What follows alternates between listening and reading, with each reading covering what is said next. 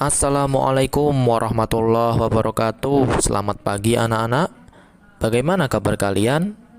Semoga sehat dan selalu berada dalam lindungan Allah Subhanahu wa taala ya. Oke, pada kesempatan kali ini Bapak akan memberikan salah satu materi PPKN, yaitu hak dan kewajiban sebagai anggota keluarga dan sekolah. Kompetensi dasar pada materi kali ini adalah 3.2, mengidentifikasi hak dan kewajiban sebagai anggota keluarga dan warga sekolah.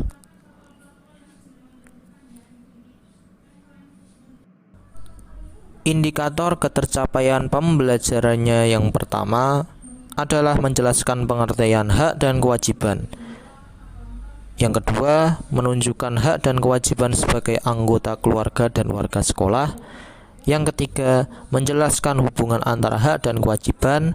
Dan yang keempat, yaitu menunjukkan contoh penerapan hak dan kewajiban anggota keluarga dan warga sekolah dalam kehidupan sehari-hari. Oke, kali ini Bapak akan memberikan penjelasan mengenai indikator pembelajaran yang pertama, yaitu pengertian hak dan kewajiban. Hak adalah sesuatu yang mutlak menjadi milik kita dan penggunaannya tergantung kepada diri sendiri. Hak bersifat fakultatif, artinya boleh dilaksanakan atau tidak dilaksanakan. Kewajiban adalah sesuatu yang dilakukan dengan tanggung jawab. Kewajiban bersifat imperatif, artinya harus dilaksanakan.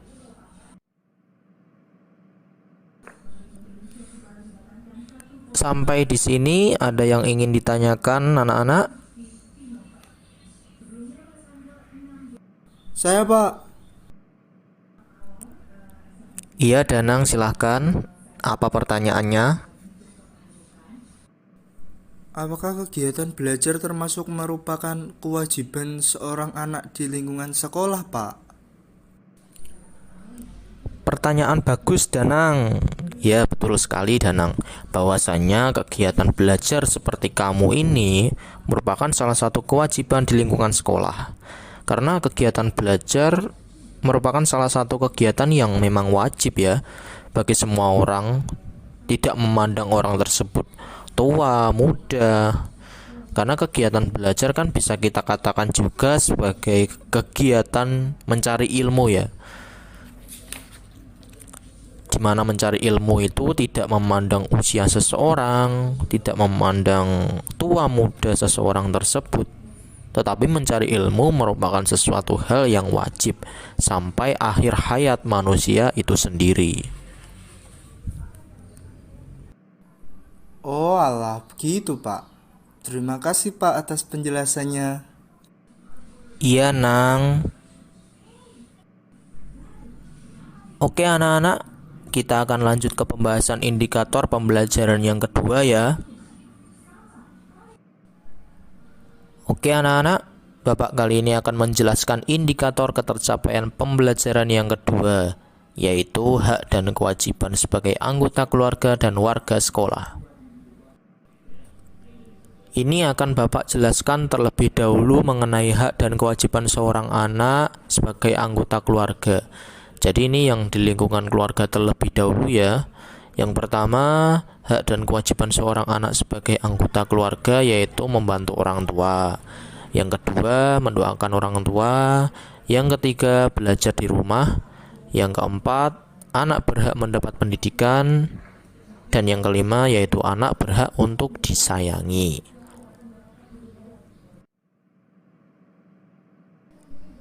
Bapak rasa tidak perlu Bapak jelaskan satu persatu ya. Tapi Bapak coba tanya kalian, dari kelima contoh hak dan kewajiban seorang anak di lingkungan keluarga di atas, ada nggak yang ingin Bapak jelaskan lagi? Saya Pak, Oke Danang, silahkan pertanyaannya. jadi gini Pak, saya bingung yang contoh penerapan hak dan kewajiban seorang anak di lingkungan sekolah yang poin keempat. Anak berhak mendapat pendidikan. Maksudnya gimana ya Pak? Jadi, anak mempunyai hak untuk mendapat pendidikan, yang artinya anak mendapatkan pengajaran, mendapatkan bimbingan, mendapatkan ilmu dan juga mendapatkan contoh moral yang baik dari seorang guru atau tenaga pendidik seperti Bapak ini. Anak-anak tidak boleh dibiarkan tanpa adanya perhatian dari guru. Anak-anak harus selalu mendapatkan hak akan pendidikannya yang sedang ditempuh. Jadi kurang lebih penjelasan dari Bapak seperti itu ya, Danang. Oh alah, jadi kami sebagai murid mendapat hak tersebut ya Pak untuk kebaikan kami di masa depan. Baik Pak, terima kasih atas penjelasannya. Kali ini Bapak akan menjelaskan hak dan kewajiban sebagai warga sekolah. Jadi yang ini yang di lingkungan sekolah ya. Hak dan kewajiban seorang anak sebagai warga sekolah yang pertama yaitu menjaga kebersihan sekolah. Yang kedua, menghormati guru. Yang ketiga, membantu pekerjaan guru. Yang keempat, mendapatkan pendidikan dan pengajaran. Dan yang kelima, yaitu memperoleh bimbingan dan konsultasi.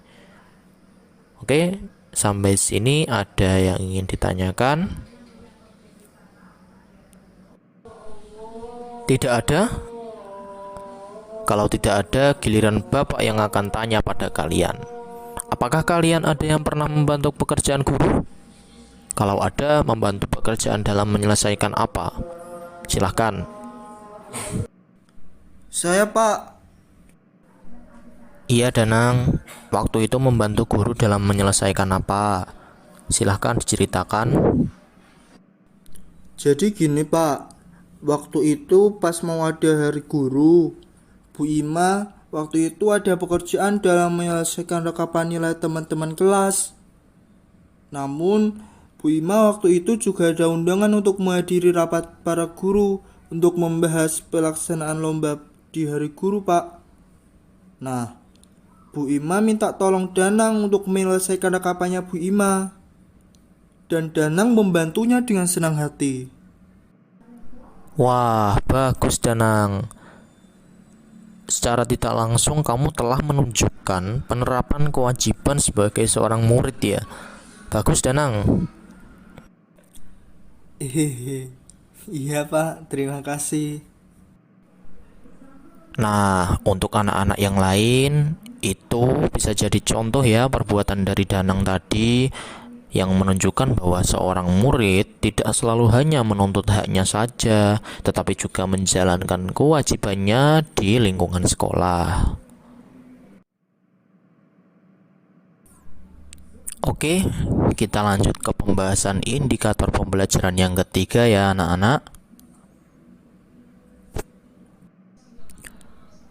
Jadi, hak dan kewajiban memiliki hubungan yang sangat erat. Seseorang akan mendapatkan hak apabila ia sudah melaksanakan kewajiban.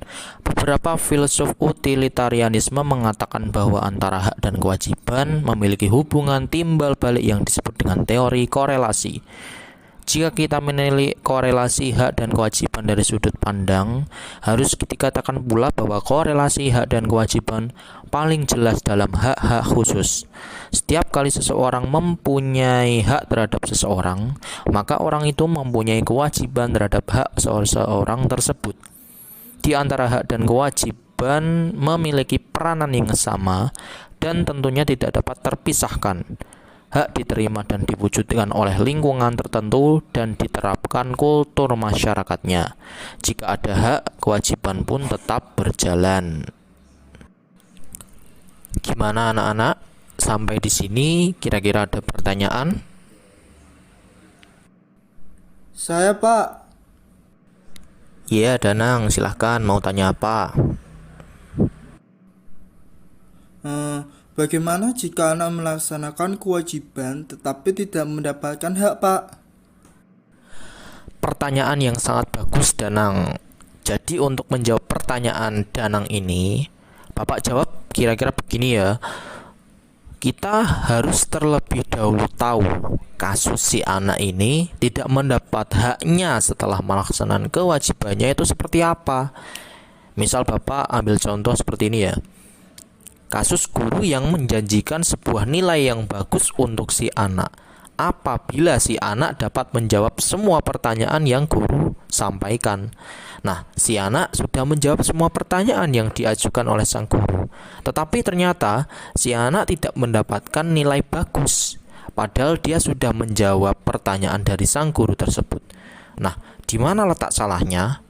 Ya, memang gak ada yang salah, karena perspektif nilai bagus dari sang guru dengan si anak itu berbeda.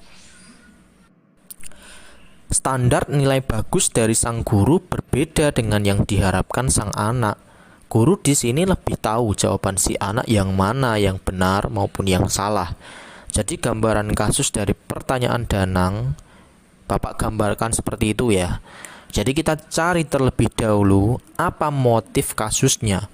Bagaimana mungkin kita sudah menjalankan kewajiban tetapi tidak mendapatkan hak yang seharusnya kita dapatkan. Begitu kira-kira kurang lebihnya ya Danang. Sudah mengerti belum gambaran yang kira-kira Bapak berikan ini? Iya Pak, sudah. Jadi kita cari terlebih dahulu motifnya ya Pak, seperti apa. Terima kasih Pak atas jawabannya. Iya, sama-sama Danang.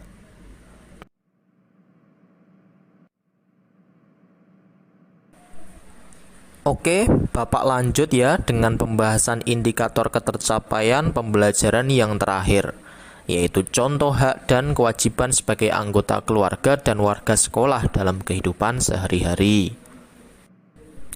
Bapak akan jelaskan contoh hak dan kewajiban sebagai anggota keluarga terlebih dahulu ya.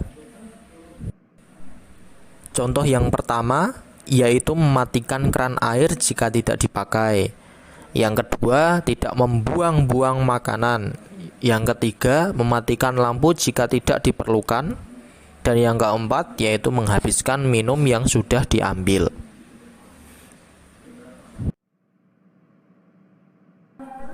Bapak sekalian berikan contoh hak dan kewajiban sebagai warga sekolah ya. Contoh yang pertama, memakai seragam yang rapi di sekolah. Yang kedua, tidak membuang sampah sembarangan di lingkungan sekolah. Yang ketiga, mengikuti upacara setiap hari Senin. Dan yang keempat, mendapatkan perhatian. Sampai sini kira-kira ada yang ingin ditanyakan? Tidak ada Pak.